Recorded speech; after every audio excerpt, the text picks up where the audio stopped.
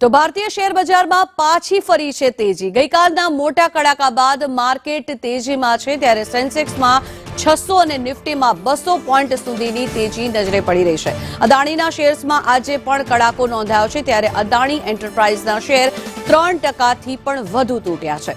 અદાણી પોર્ટના શેરમાં પણ 3% વધુનો ઘટાડો નોંધાયો છે। મહત્વનું છે કે ગઈકાલના ન્યૂઝ બાદ અદાણીના શેર પર તેની સૌથી મોટી અસર થઈ હતી, ત્યારે અદાણીના શેર્સમાં આજે પણ કડાકો નોંધાયો છે। ભારતીય શેર બજારમાં ફરી તેજી જોવા મળી રહી છે, ત્યારે અદાણી એન્ટરપ્રાઇઝના શેર 3%થી પણ વધુ તૂટ્યા છે। ખૂબ જ મોટી સંખ્યામાં તેનું નુકસાન પણ થયું છે, ત્યારે અદાણી પોર્ટના શેરમાં પણ 3%થી વધુનો ઘટાડો નોંધાયો છે।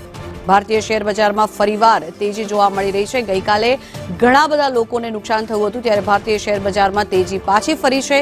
ગઈકાલના મોટા કડાકા બાદ ફરી એકવાર માર્કેટ તેજીમાં છે।